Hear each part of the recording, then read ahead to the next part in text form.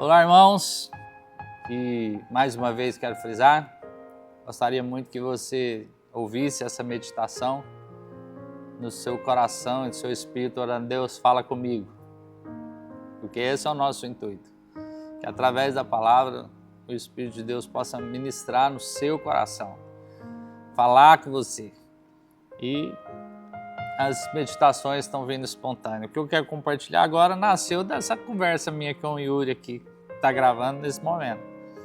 João capítulo 17, versículo 3 diz: E a vida eterna é esta, que conheçam a Ti, o único Deus verdadeiro, e a Jesus Cristo, a quem enviaste.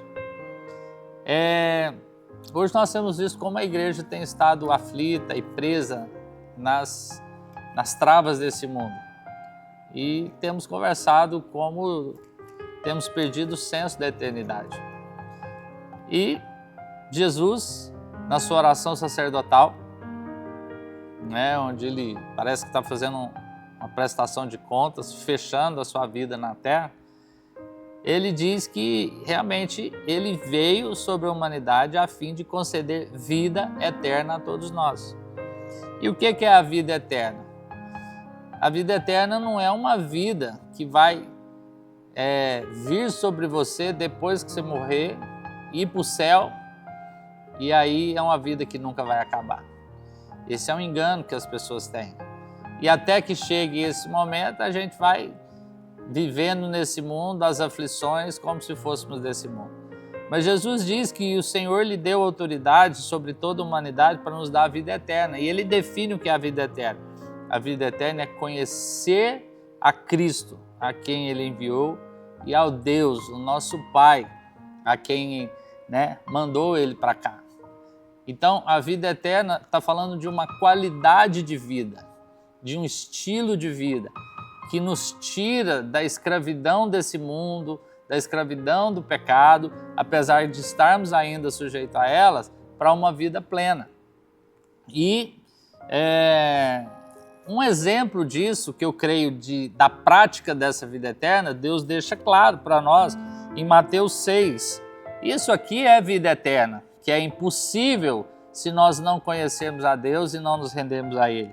Mateus 6, 25, um texto muito conhecido, que diz assim: Por isso eu digo a vocês, não se preocupem com a sua vida, quanto ao que irão comer ou beber, nem com o corpo, quanto ao que irão vestir. Não é a vida mais do que o alimento, e não é o corpo mais do que as roupas? Observe as aves do céu, que não semeiam, nem colhem, nem ajuntam em celeiros. No entanto, o Pai de vocês não é o Pai das aves do céu, é o seu Pai, que está nos céus, a sustenta. Será que você não vale muito mais do que essas aves? Quem de vocês, por mais que se preocupe, pode acrescentar um côvado, 40 centímetros ao curso da sua vida? E por que se preocupam com o que vão vestir? Observem como crescem os lírios do campo, eles não trabalham nem fiam. Para nós acho que é difícil, porque a gente não sabe como é um lírio. Mas ele está dizendo, por que se preocupam com o que vão vestir?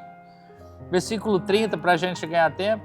Ora, se Deus veste a erva do campo, que hoje existe, amanhã é lançada no forno, e ele não fará muito mais por vocês, homens de pequena fé?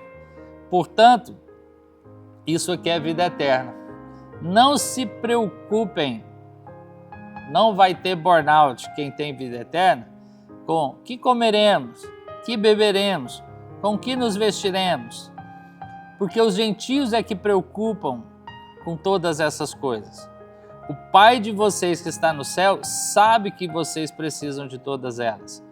Mas busquem em primeiro lugar o reino de Deus e a sua justiça, e todas essas coisas lhe serão acrescentadas. O que Deus está nos chamando?